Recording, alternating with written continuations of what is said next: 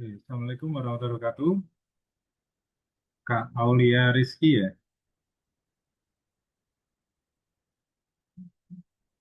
Bisa terdengar nggak suara saya?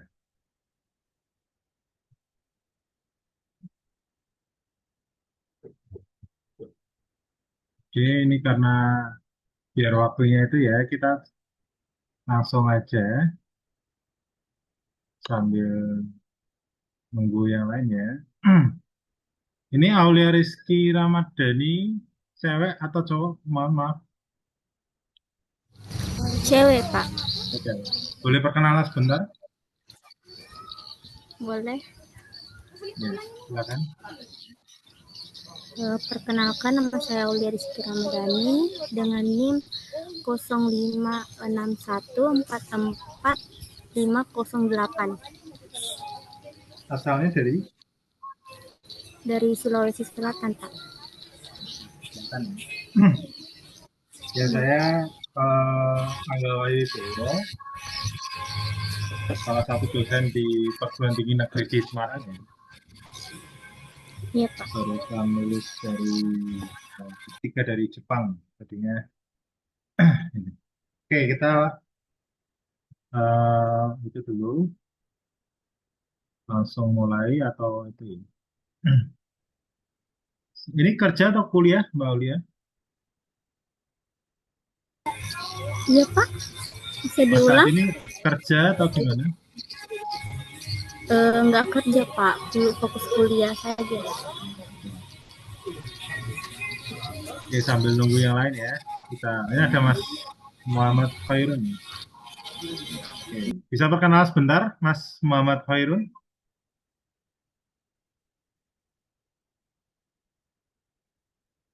Halo, kedengaran enggak Mas Muhammad Khairun? Iya, kedengeran Pak. Oh ya. Boleh perkenalan sebentar? Ah, Asalnya dari mana?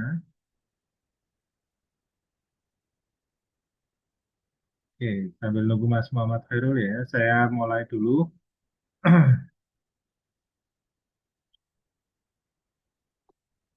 Jadi, eh, saya salah satu pengajar di kampus negeri di Semarang ya. S2, S1 saya di Semarang, S2-nya di China, S3-nya di Jepang. Sudah selesai semua, oke. Ini kita materi sebentar, karena waktunya teman-teman ini terbatas, oke kita mulai ya. Jadi, kita mulai dari bab pertama. Mohon maaf baru to web sekarang ya karena terkendala apa kesibukan. Jadi saya baru pulang dari Jepang itu bulan Oktober. Jadi harus menyelesaikan banyak administrasi baru bisa apa namanya eh, Zoom-nya atau to webnya sekarang ya. Mohon maaf ya. Oke, kita mulai ya.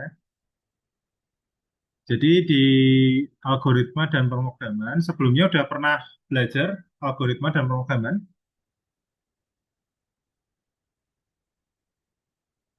Sudah atau belum? Sudah ya. Oke, mungkin sudah pernah mengenal bahkan mau mungkin jauh lebih pintar juga ya mungkin. Oke, mata kuliah ini pada program studi informasi ya. Jadi belajar algoritma dalam bentuk flowchart dan pseudocode ya. Flowchart ini diagram alir dan pseudocode ini sebuah bahasa mentranslasikan dari bahasa program menjadi bahasa yang bisa dipahami. Oke, bahasa pemrograman yang digunakan adalah bahasa pemrograman Java ya. Tapi saya akan mencontohkan sedikit menggunakan Python mungkin di web yang berikutnya. Oke, tools IDE atau Integrated Development Environment untuk pembuatan kode program. Ya. Jadi ini definisi algoritma ya, menurut pakar ya. Menurut Al-Khwarizmi, algoritma adalah suatu metode khusus untuk menyelesaikan suatu permasalahan. Jadi eh, Ini ada sebuah permasalahan diselesaikan oleh algoritma. Algoritma ini adalah sebuah cara pandang atau cara berpikir dalam menyelesaikan sebuah permasalahan. Menurut Donald Egnat, algoritma adalah deskripsi dari suatu prosedur yang berakhir dengan sebuah output. Jadi ini ada kata-kata prosedur ya atau tata cara yang berakhir dengan sebuah output atau hasil.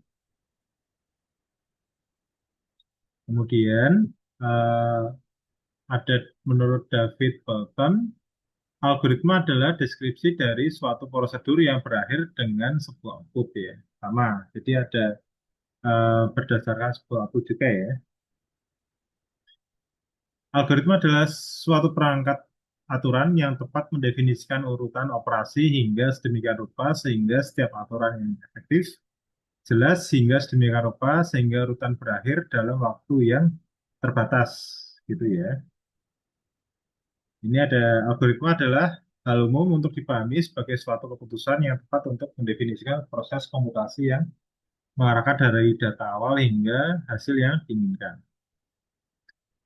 Jadi algoritma adalah suatu upaya dengan urutan operasi yang disusun secara logis dan sistematis untuk menyelesaikan suatu masalah untuk menghasilkan suatu output tertentu. Ini garis besarnya ya.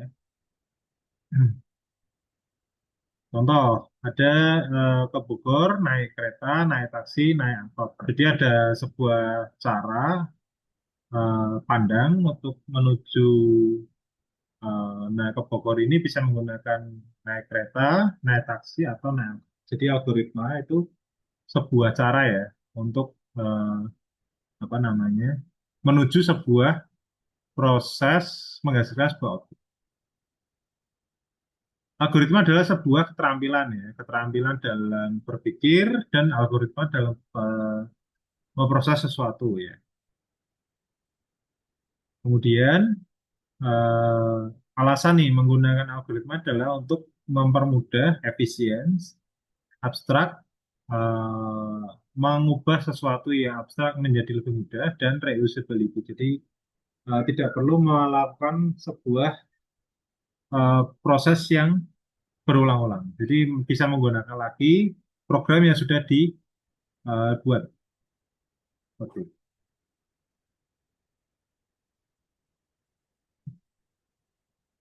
Di sini ada pengertian program dan bahasa programan. Program adalah suatu set instruksi yang berkode yang dapat dimengerti oleh komputer ya untuk memecahkan masalah atau menghasilkan hasil yang diinginkan. Ya. Pada program ada sistem operasi seperti Linux, Windows, Mac OS, ya. Tapi yang umum adalah Windows, Mac, dan Linux. Program aplikasi di dalamnya ada macam-macam ya, ada Word, ada PowerPoint, ada Chrome, dan lain sebagainya.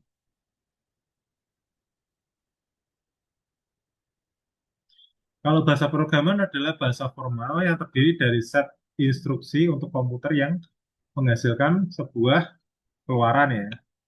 Gitu. Bahasa pemrograman tingkat rendah seperti bahasa mesin, kemudian bahasa pemrograman tingkat menengah atau rakitan, dan bahasa pemrograman tingkat tinggi seperti Java dan Delphi. Dan saat ini yang lagi tren itu adalah bahasa pemrograman Python ya, bahasa pemrograman Python. Sini ada programmer, orang yang secara profesional bertanggung jawab atas perangkat lunak atau pembuat aplikasi.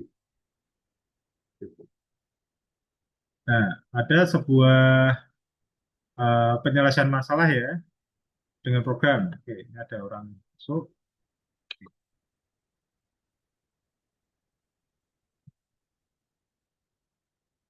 Jadi ada penyelesaian masalah dengan program. Oke, ini dulu. Oke. Menganalisa masalah dan membuat algoritma, menuangkan algoritma ini ke dalam bentuk program dan mengeksekusi dan menguji program. Jadi tata cara dalam penyelesaian masalah dengan program seperti itu. Nah, ini algoritma dipresentasikan oleh sebuah diagram flowchart dan prosedur code ya. Di sini ada sebuah alur yang dimana dimulai deklarasi variabel, input nilai, hitung, dan tampilkan. Jadi di sini ada deklarasi atau inisialisasi, kemudian ada proses dan ada outputnya di sini. Nah, prosedur ini adalah representasi dari flowchart sendiri ya. Ada mulai deklarasi variabel seperti ini. Ini ada bentuk tulisan yang flowchart ini dalam bentuk diagram alir ya. Ekspresi atau representasi algoritma akan lebih dalam dibahas di tahun kedua ya. Seperti itu. Oke, ciri-cirinya adalah ada input atau output, ada proses, berpola, dan logis. Prosesnya memiliki instruksi yang jelas. Memiliki stopping rule atau titik berhenti, kemudian manfaatnya adalah meningkatkan kemampuan berpikir logis, berpikir sistematis, mempertajam analis, dan penyelesaian masalah dengan cepat. Dalam penyusunan algoritma ini tidak ada aturan baku ya, tapi biasanya ada input dan di dalamnya ada output dan ada proses yang mengandung definisi dan effectiveness-nya. Seperti itu. Ini ada mau ditanyakan dulu di tahap ini. Mas Muhammad Khairul Anam dari mana, kalau boleh tahu?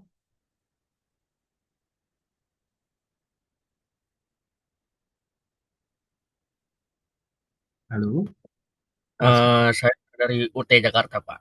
Oh, Jakarta ya. Oke. Iya. Baik. Kemudian kita lanjut sampai ini. Kita lanjut nanti di hari berikutnya ya. Kita selesaikan dua PowerPoint ini untuk tutorial ini. Jadi flowchart ya. Tadi sepintas ada penjelasan. Flowchart adalah jenis diagram atau suatu algoritma yang mewakili sebuah proses, diwakili oleh sebuah gambar atau diagram seperti itu.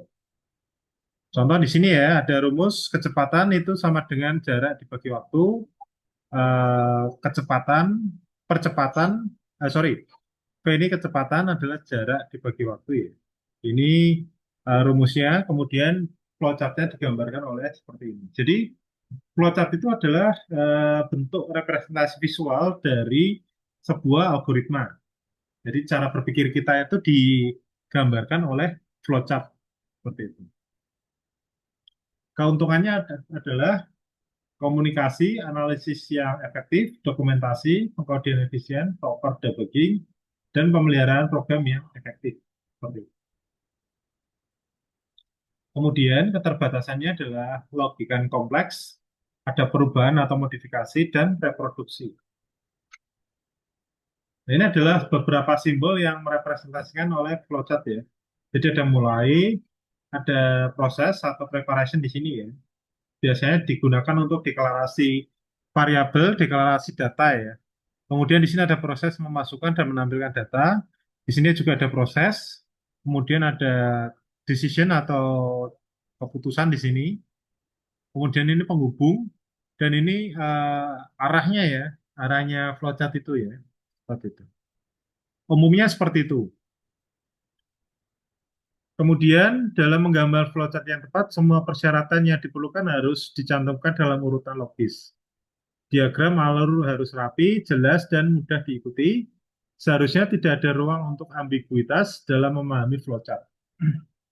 Flowchart harus dibaca dari kiri ke kanan atau dari atas ke bawah. Sebuah simbol proses hanya dapat dimiliki satu garis aliran yang keluar darinya. Untuk simbol keputusan hanya satu garis ya. Jadi ini nanti dipelajari di PPT berikutnya yaitu biasanya adalah percabangan ya, percabangan. Nah, seperti ini. Dalam menggambar flowchart yang tepat, semua persyaratan yang diperlukan harus dicantumkan dalam urutan yang logis. Ya.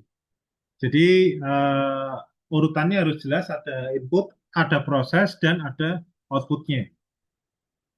Harus rapi, jelas, dan mudah diikuti. Nah, seperti ini ya. Jadi ada percabangan di sini. Kita mulai proses, pilih pilihan satu. Kalau iya, dia ke bawah. Jika tidak, dia kembali ke proses langkah satu.